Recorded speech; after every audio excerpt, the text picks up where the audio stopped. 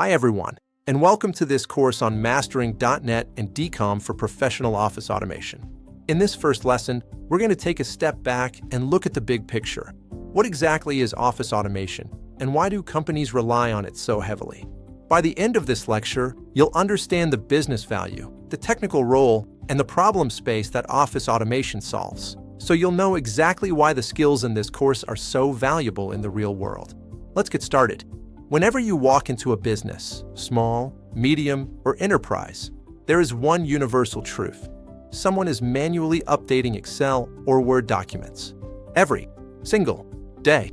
Invoices, sales reports, purchase orders, quotes, contracts, timesheets, accounting statements. All of these documents are usually created by hand. But manual document creation has several major problems. It's slow, it's repetitive, it's error-prone, it creates inconsistent formatting, it costs a lot of labor. For example, imagine producing 300 invoices manually in Excel.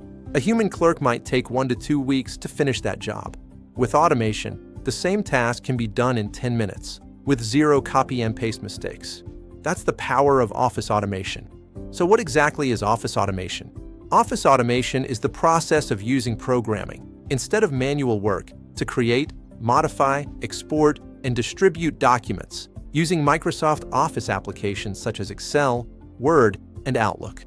You're instructing Excel or Word to behave like a worker. Open templates, fill in data, style cells or text, generate documents, export PDFs, send emails, repeat tasks hundreds or thousands of times. The key idea is replacing slow, inconsistent human typing with fast, consistent machine operations. The next question is, why do we use .NET, and why does Office require COM or DCOM? The answer is historical, but extremely important.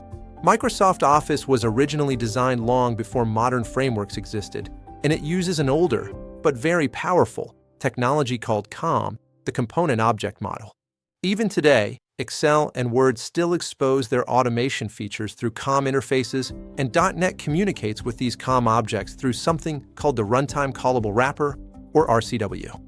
Later in this course, we will dive deep into how COM works, why it's still used, and how .NET can control Excel and Word like programmable robots.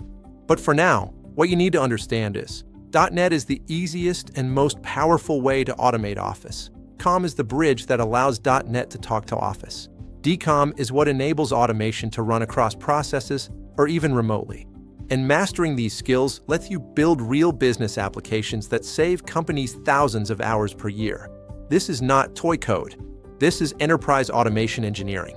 Before we continue, it's worth understanding why this skill is in demand. Companies hire developers to automate Office because they need to generate hundreds or thousands of documents. They want fewer errors. They want faster turnaround. They want consistent branding. They want reporting systems that run automatically every day. They want end-to-end workflows like read data, generate Excel, export PDF, email user. Office automation is everywhere: finance, accounting, HR, logistics, inventory, shipping, auditing, insurance, government, manufacturing. And in many companies, Excel is still the backbone of daily operations.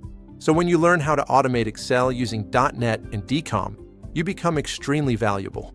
In the next lessons of this module, we're going to break down how COM and DCOM actually work, talk about Excel object models, set up a .NET project for automation, open Excel from code, manipulate cells and templates, and eventually build a complete automated invoice generator that exports to PDF.